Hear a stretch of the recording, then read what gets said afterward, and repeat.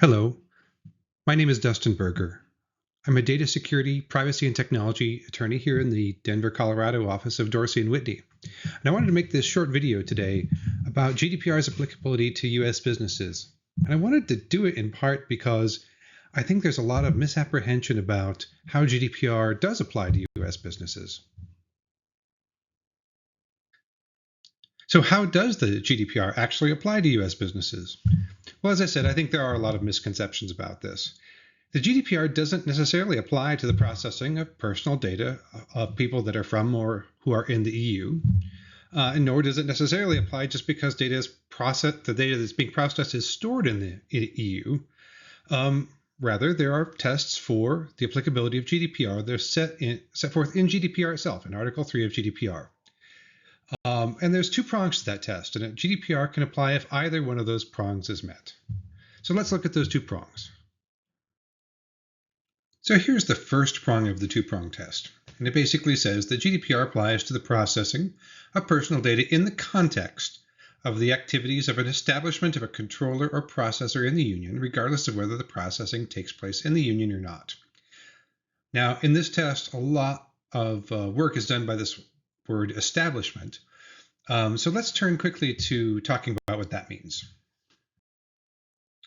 Unfortunately, GDPR doesn't tell us a ton about what an establishment is, but what it does say is here in Recital 22, and it tells us that an establishment implies the effective and real exercise of activity through stable arrangements. And also tells us that the legal form of such arrangements, whether through a branch or a subsidiary with a legal personality, is not the determining factor in that respect. And so I think we could certainly say that an organization has an establishment in the European Union if it has, say, business, part of its business registered or incorporated in an EU member state. Certainly, if maybe it's even just an office, a permanent office in an EU member state, is almost certainly enough to be an establishment. But on the flip side, I think we also know that just having a website, as many U.S. businesses do, that's accessible to people in the European Union isn't sufficient for there to be an establishment, and probably just as likely, just having employees that are transitory in Europe, maybe someone who's does a little work in Europe on vacation or something like that. That is also not a stable arrangement. That's a transitory or temporary arrangement, and it wouldn't give rise to an establishment in the EU. So for a lot of American businesses, this prong of the GDPR applicability test is somewhat less important.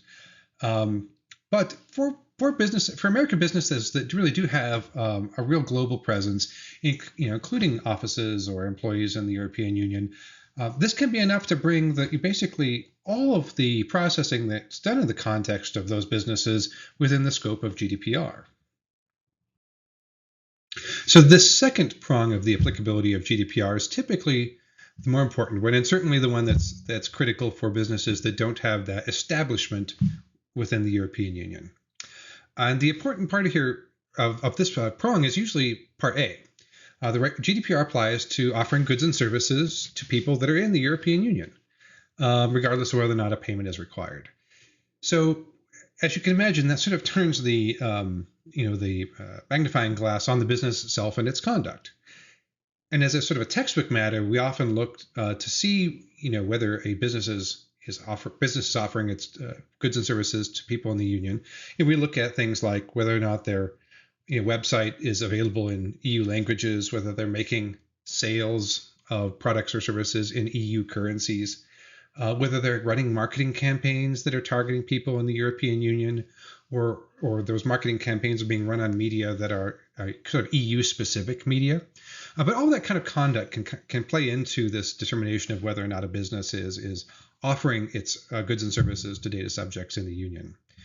The other prong here, monitoring behavior that takes of people as far as that behavior takes place within the union, it's also applicable, of course, but so many fewer businesses are engaged in this kind of conduct. But if either one of these is true, then the GDPR applies not to all of the personal data processing by the businesses, but just to the personal data processing that related to either the offering of goods and services or to the monitoring of a behavior, depending on which prong is applicable.